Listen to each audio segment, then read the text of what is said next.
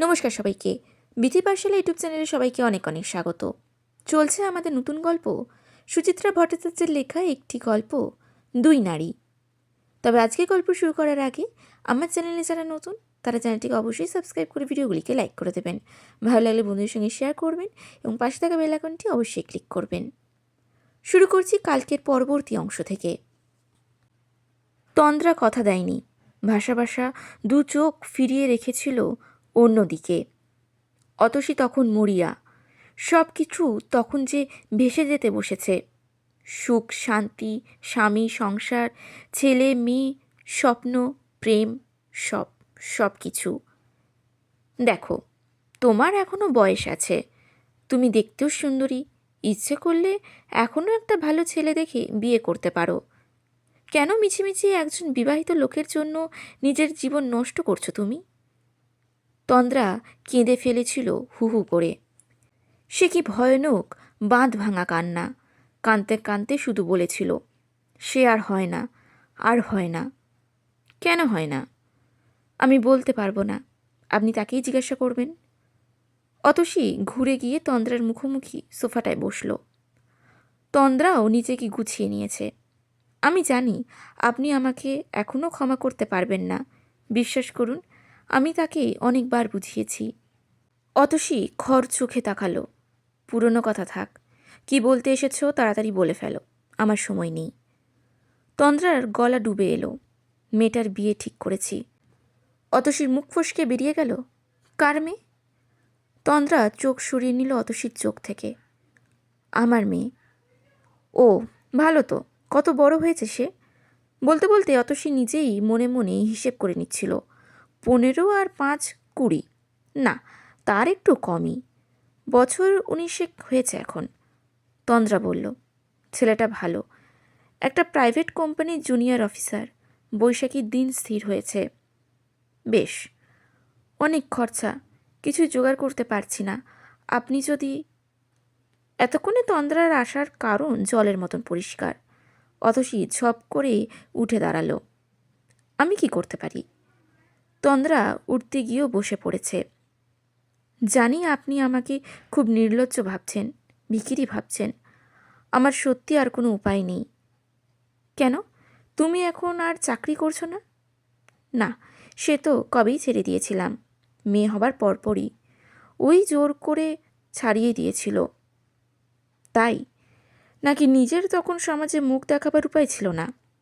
সে আপনি যা খুশি ভাবতেই পারেন। তন্দ্রার কপালে হাত রাখল, মুখের উপর উড়ে আসা চুলগুলো সরাচ্ছে। ও অবশ্য যতদিন বেঁচে ছিল আমার কোনো অভাব রাখেনি। তা আর মধ্যেই তো বেশ গুছিয়ে নিয়েছিলে। অতসীর গলায় শ্লেষ ফুটল। তন্দ্রা গায়ে মাখল না ব্যাপারটা, বিড়বিড় করে বলছে, তা যদি পারতাম। সে চলে যাওয়ার পর কিভাবে যে কেটেছে বছরটা, 5টা বছর, কি করে বড় করেছি মেয়েটাকে। বারবার তন্দ্রার মুখে সঞ্জয় সম্পর্কেও সে সর্বনামগুলো সহ্য হচ্ছিল না। বিরক্ত মুখে কথা ঘোরাতে চাইল, কত টাকা দরকার? তন্দ্রাও ফিরল কাজের কথায়। হয়তোবা অতসী প্রশ্নেই উৎসাহিত হলো একটু। সে তো অনেক, গয়নাগাটি কিচ্ছুই নেই, অন্তত 1050 যদি দেন। মুন্নিরও তো বাবার সম্পত্তিতে কিছু অধিকার আছে। তন্দ্রার শেষ কথাটা শেল হয়ে বিঁধেছে বুকে। অতসী টান টান হলো, তুমি কি অধিকার ফলাতে এসেছ? কথাটা বলে ফেলে তন্দ্রাও বোধহয় বুঝেছে বলা ঠিক হয়নি। আরও বিনীতভাবে তাই এনেছে গলায়, না, আমি আপনার কাছেই এসেছি। আমি যদি না দিই? তন্দ্রা চুপ। অতসীর মনে হলো তন্দ্রা নতুন করে শান দিয়েছে তার অস্ত্রগুলোতে। আজ যদি অতসীর মুখের উপর না বলে দেয়, কি করতে পারে তন্দ্রা? মামলা করে রক্ষিতার সন্তানের সম্পত্তির ভাগ চাইবে, ঢিঢি ফেলে দেবে চারিদিকে। বাবলা খুকু জেনে যাবে তাদের বাবার কীর্তিকলাপের কথা। অতসী ভেতরে ভেতরে শিউরে উঠেছিল। গোপন লজ্জা চিরকাল নিজের কাছে লুকিয়ে রাখার চেষ্টা করেছে সে। 15 বছর ধরে যা কিছু কান্না, যত রাগারাগি, মান অভিমান, সবই ছিল শুধু সঞ্জয়ের সঙ্গেই। বাইরের কেউ যদি কোথাও থেকে জেনে থাকে তো জেনেছে। অতসী কারোর কাছেই নালিশ নিয়ে ছোটেনি, আত্মীয় স্বজনের কাছে চায়নি, বন্ধু বান্ধবদের কাছে না, বাবলা খুকুকে পর্যন্ত জানতে দেয়নি কিছুই। ওরা শুধু সর্বসময় বাবা মার ঝগড়াঝাটি দেখেছে, ঝগড়ার কারণ জানেনি।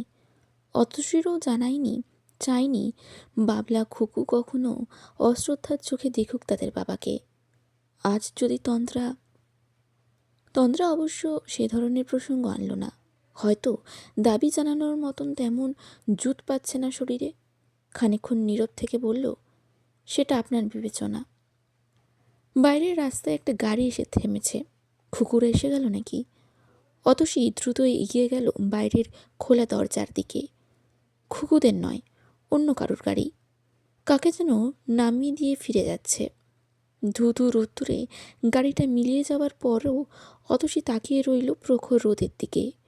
সূর্যের প্রচণ্ড উত্তাপে চৈত্রের দুপুর বড় তপ্ত এখন। এ সময়ে যখন তখন কালবৈশাখী আসে, হঠাৎ হঠাৎ অন্ধকার হয়ে যায় 10 দিক। ঝড় এসে ওলট পালট করে দেয় পৃথিবীটাকে। অতসী অস্থির পায়ে ফিরল তন্দ্রার কাছে। তোমাকে একটা কথা জিজ্ঞাসা করব? বলুন। তুমি কি শুধুই আমার বিচার বিবেচনা জানতে এসেছ, নাকি আইনের হুমকি দিতে এসেছ? বেশ কিছুক্ষণ ঠান্ডা ছায়ায় বসে অনেকটা ধাতস্থ হয়েছে তন্দ্রা। অনেকক্ষণ পর হাসল আলগাভাবে। আলগা কিন্তু ধারালো হাসি খুব। চেহারা ভেঙে গেলেও হাসির ভঙ্গিটা তার এখনো আগের মতোই। হাসি বা কান্নার চেহারা বোধহয় বদলায় না কখনোই। সব বয়সে, সর্ব অবস্থায় হাসি কান্নার রূপ একই রকম।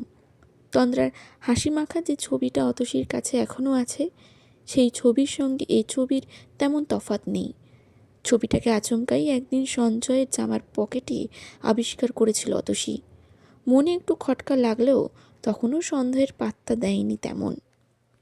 10 বছরের বিবাহিত জীবন একদিনের ঝড়েই ওভাবে তছনছ হয়ে যাবে কে জানত। খুকুটা তখনও স্কুলে যাওয়া শুরু করেনি, বাবলা 7 কি 8। সঞ্জয় অফিস থেকে ফিরতে সোজা অতসী তাকে প্রশ্ন করেছিল, এই ছবিটা কার গো?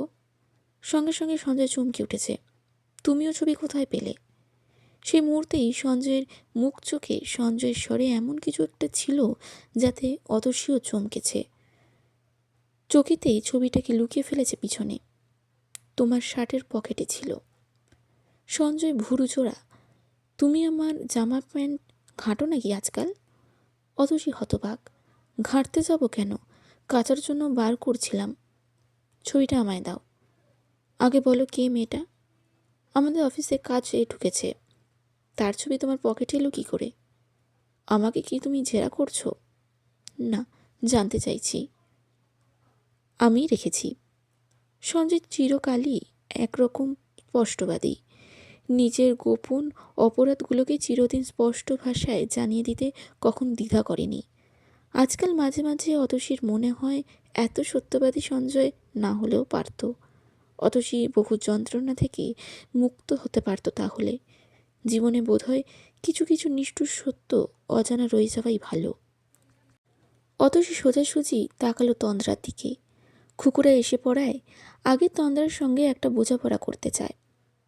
তুমি কিন্তু আমার প্রশ্নের জবাব দিলে না। তন্দ্রার হাসি খুঁজল। কি বলুন তো? যা সত্যি তাই বলবে। সত্যিকে কি মেনে নিতে পারবেন আপনি? কি বলতে চাও খোলাখুলি বলো। আড়ষ্টভাবে সোফায় হেলান দিল তন্দ্রা।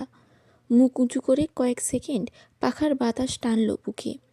যদি বলি আপনার কাছ থেকে আমি দুটোই চাই, বিবেচনা আর আইনের বিচার, দুটোই। কি হিসেবে? হিসেব বুঝি না, যা মনে এলো বললাম। হয়তো আপনি যেমন বাবলা খুকুর মা, আমিও তেমনি মুন্নির মা, সেই হিসেবেই। অতসী ধৈর্য হারালো। বেশ জোরেই বলে উঠছে, না, বাবলা খুকুর নাম তুমি মুন্নির সঙ্গে উচ্চারণ করবে না। বাবলা খুকু আর মুন্নি এক নয়। তন্দ্রা একটুও বিচলিত, উত্তেজিত হলো না। দেখলেন তো, আপনি সত্যিটাকে মেনে নিতে পারলেন না। বলতে বলতে চোখ মুছছে। আপনি মনে বলতে চলেছেন, অনেক ঘটনা থাকে যা মানুষ না চাইলেও ঘটে যায়, কিংবা ভুল করেও হয়ে যায় অনেক কিছু। কখনো কখনো পরিস্থিতির উপর কারোর কোনো হাত থাকে না। বলতে বলতে আরও গলা নামিয়েছে। একদিন আপনাকে বলেছিলাম আমার উপায় ছিল না। সত্যি তো, উপায় ছিল না। মাটিকে ইচ্ছে করলেই তার ফসল উপড়ে ফেলে দিতে পারে। আপনি কি পেরেছেন? আপনিও তো বাবলা কুকুর মুখের দিকে তাকিয়েই। আমার কথা এখানে আসে না। অতসী তর্ক করে উঠল। আমি সঞ্জয়ের স্ত্রী ছিলাম। আমার একটা সামাজিক পরিচয় ছিল। হ্যাঁ, ওইটুকুই। যা তফাৎ ছিল আপনার সঙ্গে আমার। কথা নয়, কথার ভিতর দিয়ে আস্তে আস্তে যেন ঘোরে ডুবে যাচ্ছে তন্দ্রা। আপনাকে ছেড়ে সে আমার কাছে চলে আসেনি, আমাকে ছেড়েও আপনার কাছে ফেরেনি। কেন ফেরেনি কখনো ভেবে দেখেছেন কি? কেন আপনার পাশে শুয়েও সে আমার কথা ভেবেছে? আমাকে ছেড়ে চলে গেছে আপনার বিছানায়। অতসী থমকেছে এতক্ষণে। এ কি হেয়ালি তন্দ্রার? তন্দ্রা থামছে না, যেন নিজের কাছে প্রশ্ন করে নিজেই উত্তর দিয়ে চলেছে। কারণ তার চোখে আমি আপনি সমান ছিলাম। আমি না হয়ে অন্য কেউ হতে পারত, কিংবা আপনি না হয়েও আর কেউ। একটুখানি সামাজিক চিহ্ন ছাড়া আপনার আমার আলাদা পরিচয় আছে কি? তন্ত্রার কথাগুলো ভেসে যাচ্ছে, ভাসতে ভাসতে ছড়িয়ে গেল গোটা ঘরে। আপনি না হয়ে অন্য কেউ হতে পারত, আমি না হয় আরও কেউ। ঠিক, ঠিকই তো। অতসী নিজেও জানে না কখনো অন্যমনস্কভাবে সোফা ছেড়ে উঠে দাঁড়িয়েছে সে, কখন চলে গেছে খোলা জানালার ধারে। অতসী কে ছিল সঞ্জয়ের? তন্দ্রাই বা কে? এক অর্থে দুজনেই তো পৃথক পৃথক দুটো পরগাছা মাত্র। সঞ্জয়ের অর্থে লালিত, সঞ্জয়েরই তৃষ্ণায় জারিত। অতসী জানলায় দাঁড়িয়ে ফিসফিস করে উঠল, আর বলো না, আর বলো না, এবার থামো। বলতে বলতে মুখ ঘুরিয়েছে। চড়া রোদ্দুর থেকে অন্ধকারে তাকাতেই সব ঝাপসা। অতসী নিজের হাতে সাজানো ঘর সংসার আসবাবপত্র সব সব কিছু ঝাপসা আঁধারে শুধু দেখা যাচ্ছে তন্দ্রার মুখ। তন্দ্রার মুখ? না, ওটা অতসীরই মুখ।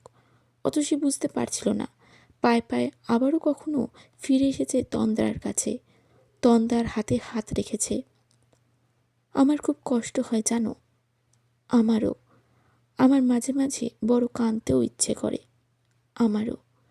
বলতে বলতে কাঁদছে দুজনে, বুক ভাঙা কান্না। 5 বছর পর এই প্রথম, সঞ্জয়ের মৃত্যুর পর এই প্রথম।